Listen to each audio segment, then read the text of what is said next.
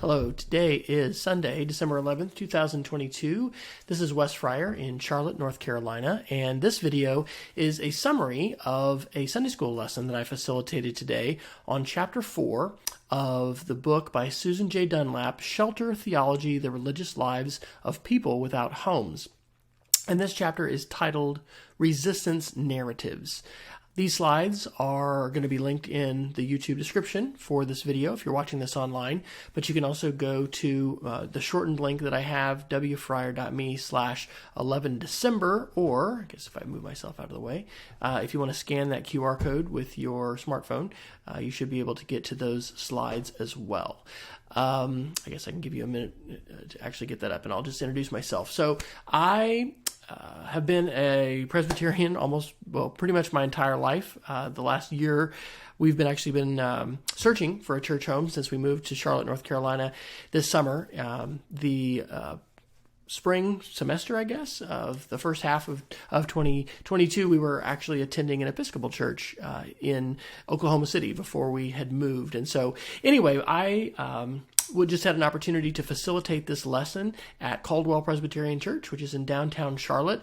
My wife and I are both very excited and energized by the study that they're doing of this book and this opportunity to engage in some ministry and tackle some what I would consider to be really challenging and complex problems surrounding homelessness, people who are experiencing homelessness, poverty, and what we can do as Christians and members of our community.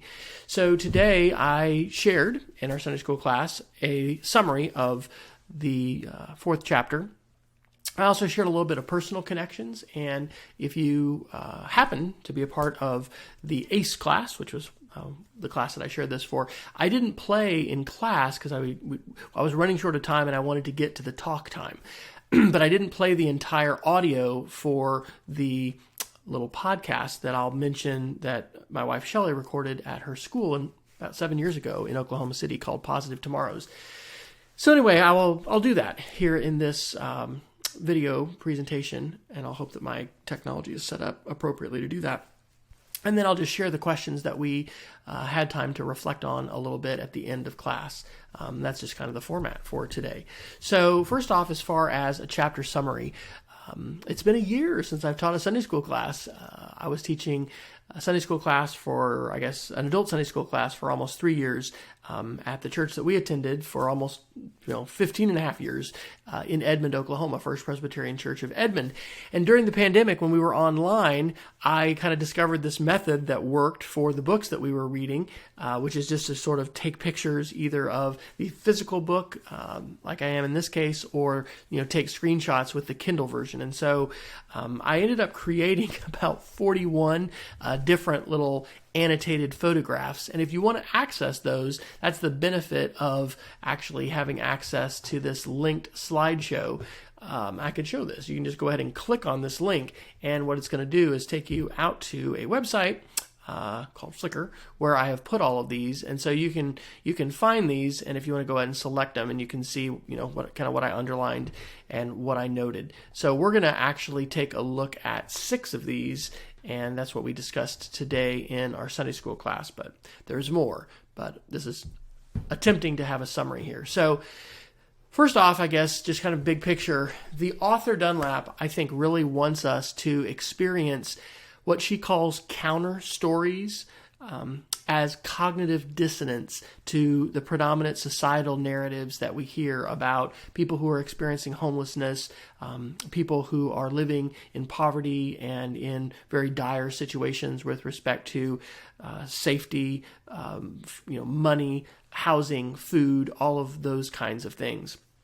In this chapter, she tells the stories of 3 different individuals up in the Durham area, which is just north of us here in North Carolina. And incidentally, our pastor, Pastor John, is good friends with this author, and Dunlap, the author, is actually going to be coming to our church after Christmas. And so I'm excited to have an opportunity to be able to learn directly from her. And I won't go into all of her story and everything that's covered in the earlier chapters, but she's sharing 3 very in-depth stories. And when she talks about counter stories, and we'll visit about this a little bit in addition to this slide, we have some predominant narratives about folks who are experiencing homelessness. And let me also say, one of the things that's really important about this is language. Last Sunday, we had some representatives from Roof Above, which is a nonprofit in Charlotte that Caldwell Presbyterian Church is partnering with on this project called Easter's House, which is converting the education wing of the church into a apartment complex to provide long-term supportive housing for single adults in the Charlotte area. There are thousands of single adults that do not have homes in the Charlotte area, and there's not enough shelter for them. There's not enough places for them, and so there's, I think, 21 different apartments that are going to be built. Anyway, in the course of that conversation, they also talked about how important it is to not say homeless people, to define people by that word homeless, or mentally ill people. We would say people experiencing homelessness, or people temporarily experiencing homelessness, or people suffering from mental illness or dealing with mental illness. And so anyway, in those narratives that we would have about people who are experiencing homelessness, there are other facts, there are other perspectives that are really important and helpful for us to encounter and listen to and really have fill our minds so that we can be better educated and have a more, I guess, in-depth and accurate perspective of where people are coming from. And in terms of cognitive dissonance, we talked about that. Those are things that just don't seem to agree. And sometimes when we encounter something that doesn't meet with our expectation, it's a surprise. Our brain really works with that, and we learn from that. And so I think that overall, that's one of the goals that Dunlap has for us in reading the counter stories that she includes, and in also encouraging us to find and share, I think, other counter stories from people who are dealing with chronic poverty, with homelessness, with different kinds of addictions, with other kinds of situations. So one of the things that I wrote down, this is from page 116 of the book, was how these counter stories can really provide us insight into another culture. We all, to different degrees, can live in sort of different bubbles, and what is normal to us can be very different for what is normal for someone else in another context.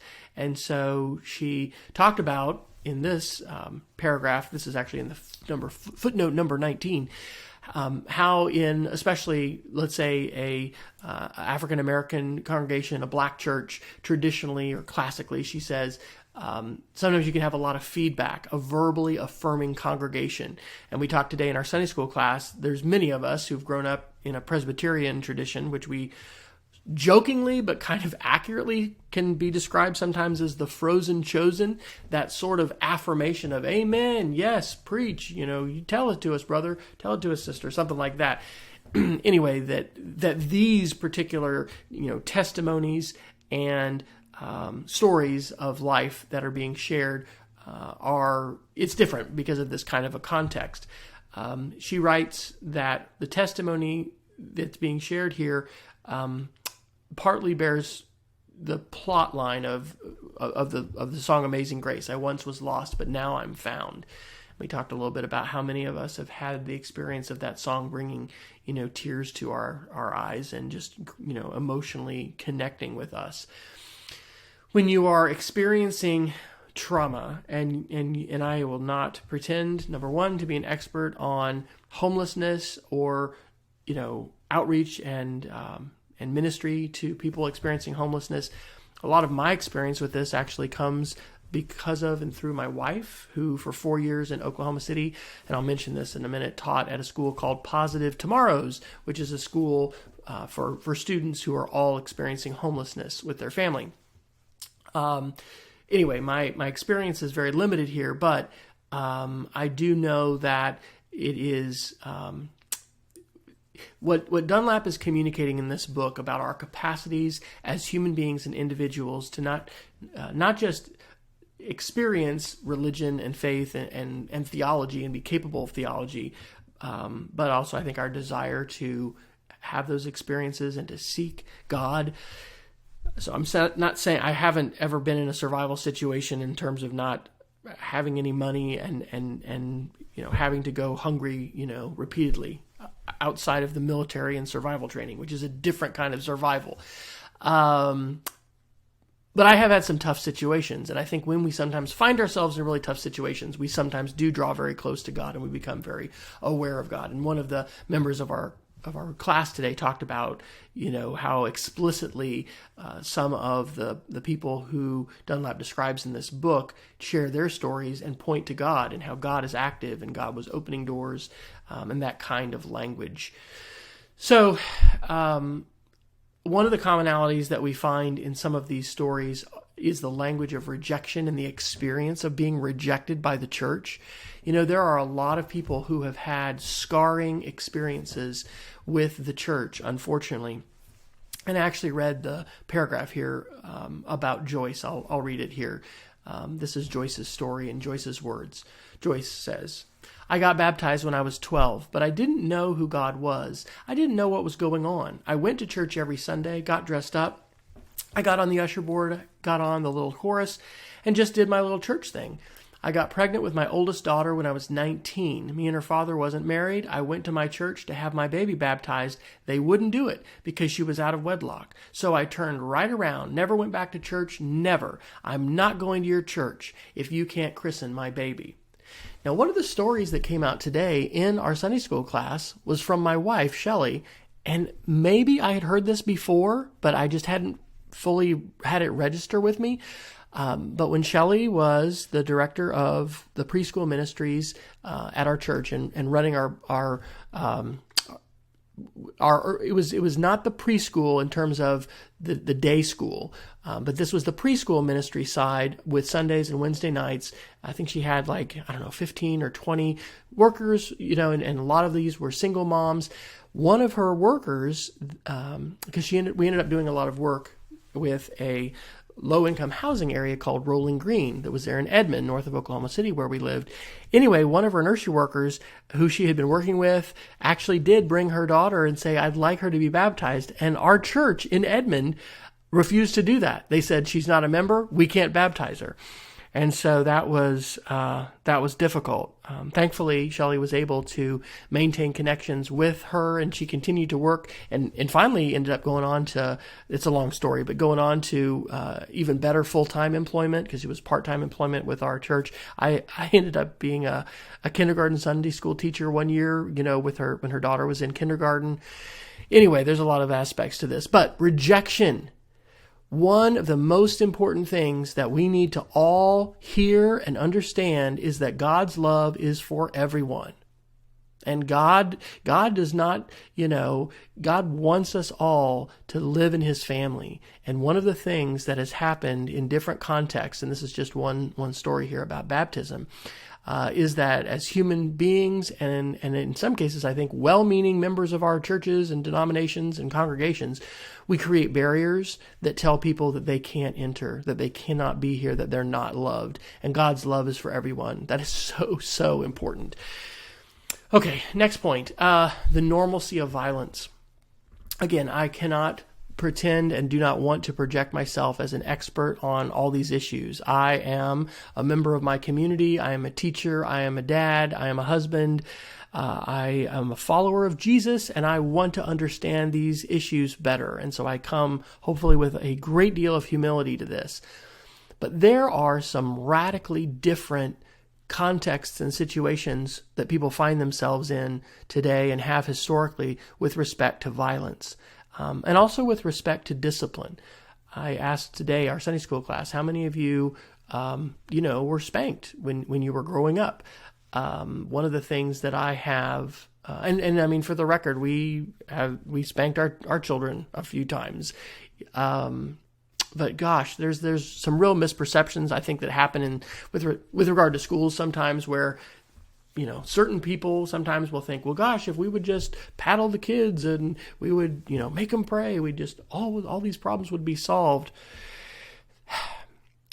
The existence of violence in people's lives is, in some cases, dramatically higher when poverty is involved and when homelessness is involved.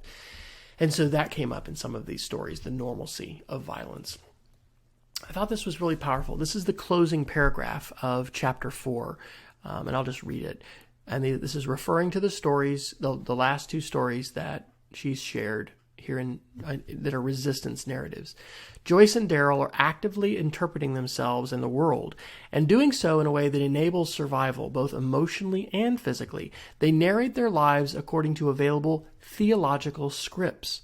These scripts compete with other available scripts from the streets, popular media, and historical racism. Survival is the good accomplished by these scripts, the construal, which I think means construction, of self as God-worthy, the world as open to God events, and their futures as open to the movements of God. Now, this is I find this to be a very academic text in some respects. There's a lot of big words in all this, but there's a lot of very powerful ideas. And this idea in terms of script, I wrote down the word records. I think that all of us sometimes, and I'm going to show my age here, talking about a record, but we have these records that we play over and over for ourselves. And sometimes we hear people, tell that story, play that record.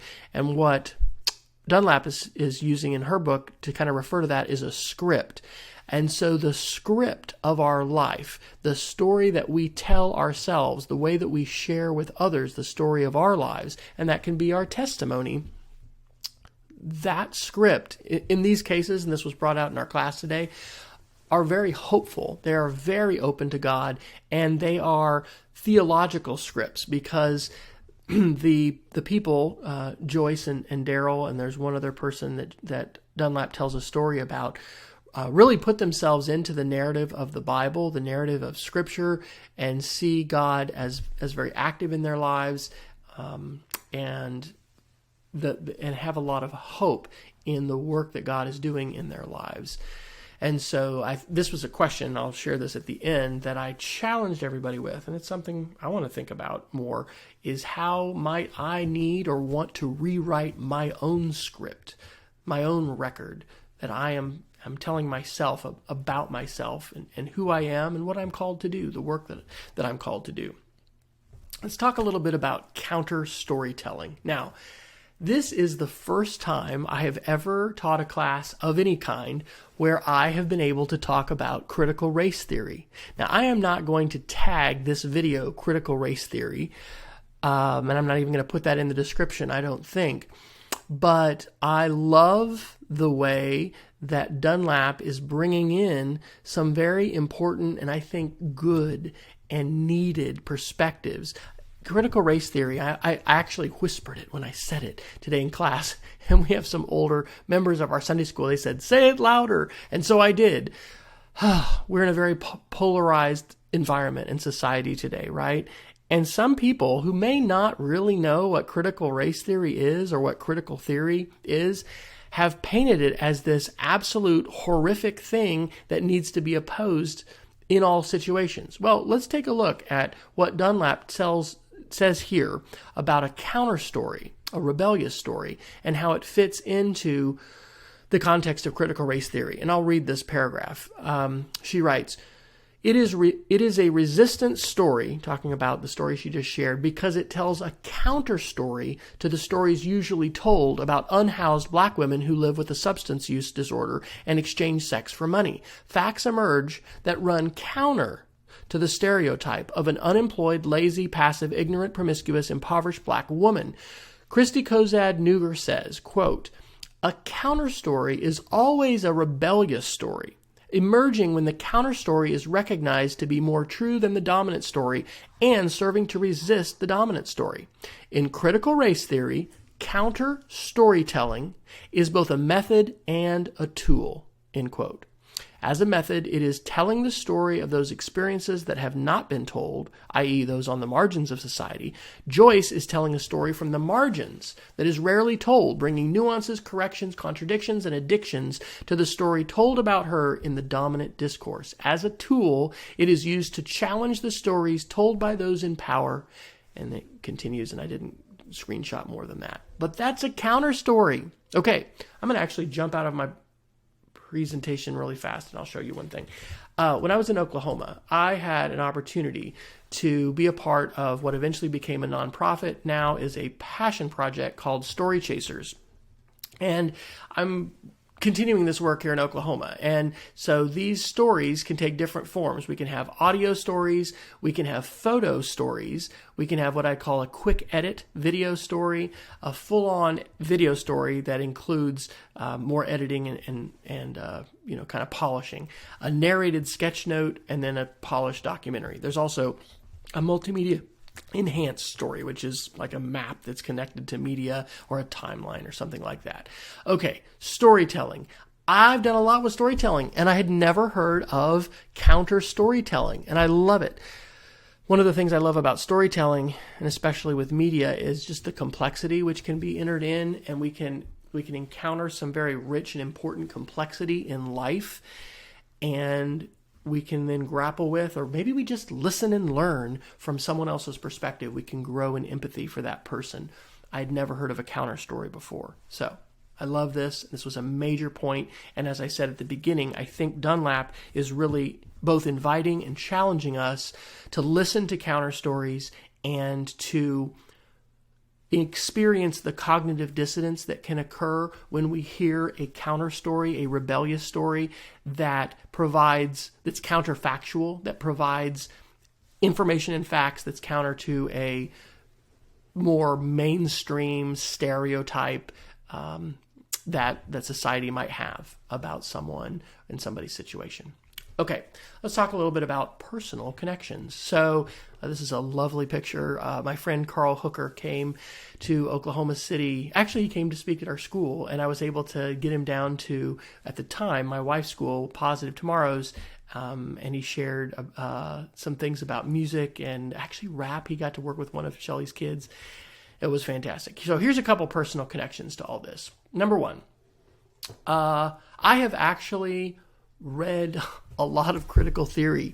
Again, this presentation today, or facilitating this Sunday school class, sort of the first time that I've talked about this in a long time.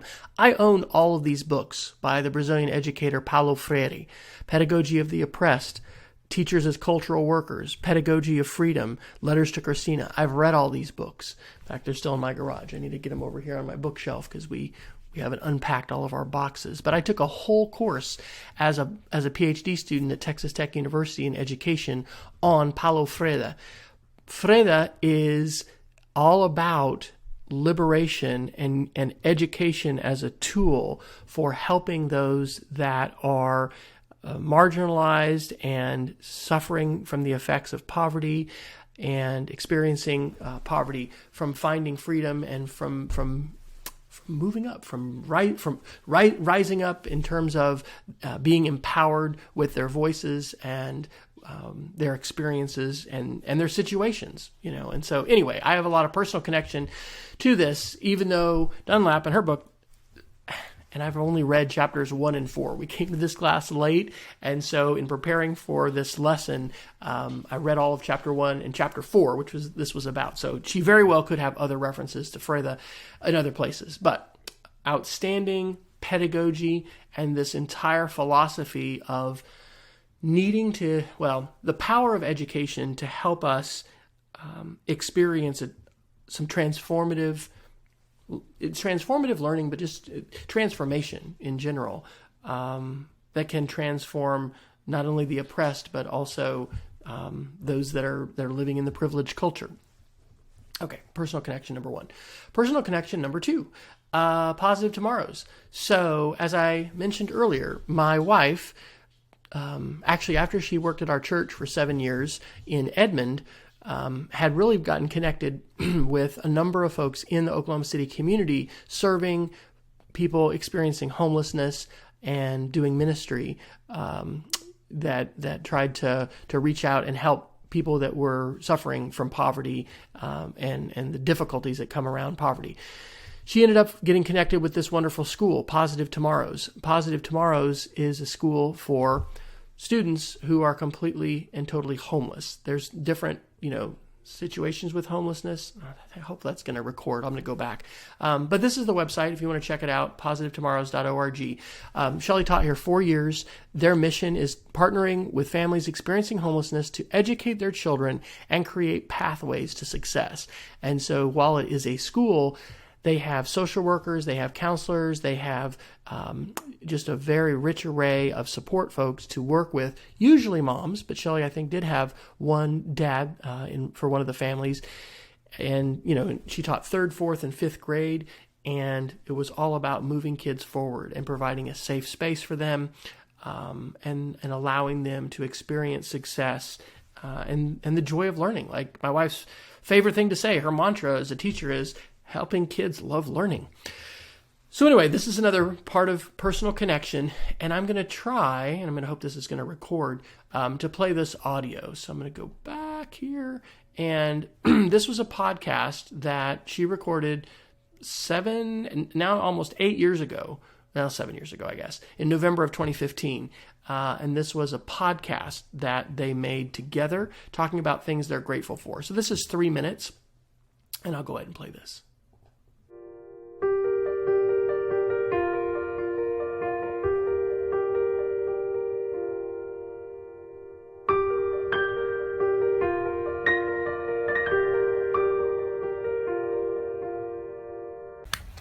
Today is Friday, November the 20th, 2015, and this is Room 108 coming to you live from Oklahoma City.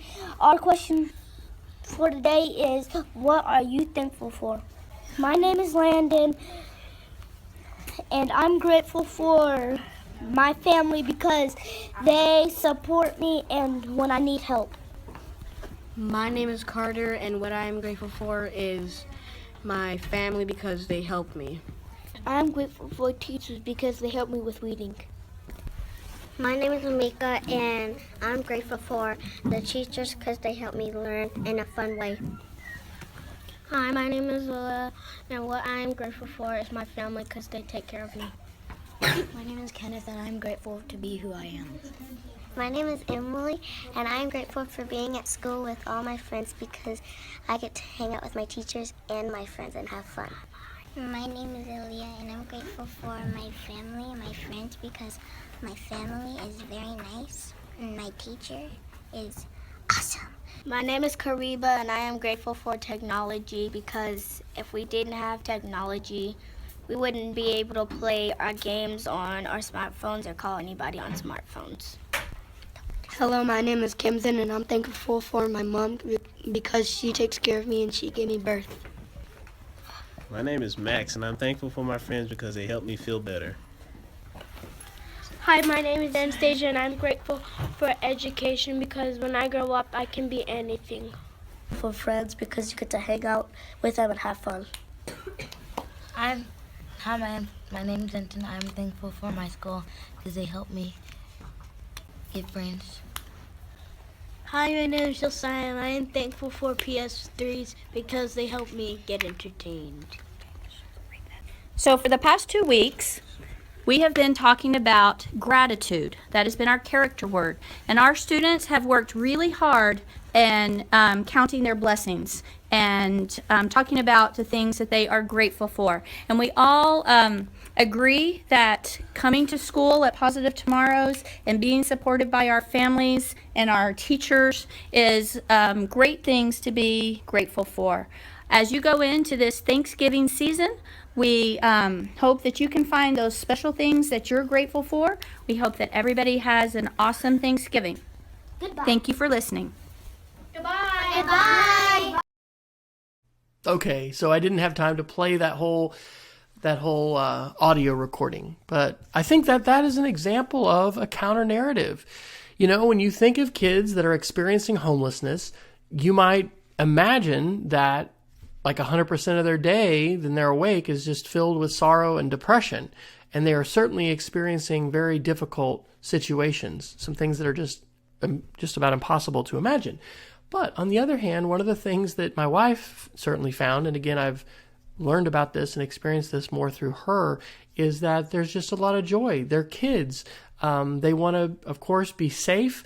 They appreciate their moms, their teachers, the chance to come learn, the chance to come to school and get new things. Shelly told a little bit of the stories of how, everything the kids got there wasn't just hand-me-downs. They got new school supplies. They got new shoes. They had their needs taken care of, their basic needs, not only their housing through shelters that Positive Tomorrow's, partnered with, but food, shelter, clothing, safety, the basic needs. So I think that's a very powerful example of a counter narrative, and that it can be real helpful to experience those and to experience what might be cognitive dissonance that can come with those kinds of counter narratives.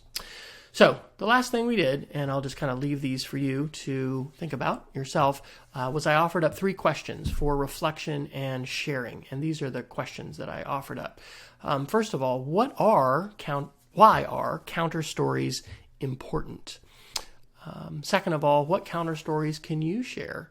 And third of all, how do you need to rewrite, or how do you want to rewrite your own script wherever you might find yourself? I think that's a really powerful metaphor for thinking about the stories we tell ourselves about ourselves. That last paragraph I read from chapter 4 by Dunlap, talking about viewing ourselves as God worthy, as worthy of love, and loving ourselves, loving our neighbors, and loving ourselves. Wow, there's a lot of stuff here. So, if you've watched this 30 or so minutes of Sunday School Review, thank you. If you're interested in learning more, I really encourage you to check out Susan J. Dunlap's book, Shelter Theology, The Religious Lives of People Without Homes. You can find this presentation on a website that I set up a few years ago when I started to teach adult Sunday school, and that website is listed there in the middle. It's just followjesus.westfryer.com. I share things in some other places, obviously including YouTube, which is where you're watching this most likely. And if you want to contact me, there's contact information there. But I want to thank Caldwell Presbyterian Church for this really important work that they're doing. This is a continuation of years of work. They have an anti-racism council at Caldwell, and if you see down there below, the tagline here is, "The arc of the moral compass is long, but it bends toward justice." And we have important responsibilities and obligations, I think, as members of our community, members of our churches, members of our family, whatever hats we're wearing. We've got important responsibilities to love each other, to take care of each other, and to do a better job taking care of each other. And so I think Dunlap has some really important contributions in this book, Shelter Theology, and I look forward to continuing to learn and hopefully learn and share with you and with other members of Caldwell as we continue on this journey. Thanks, and God's blessing to you and your family.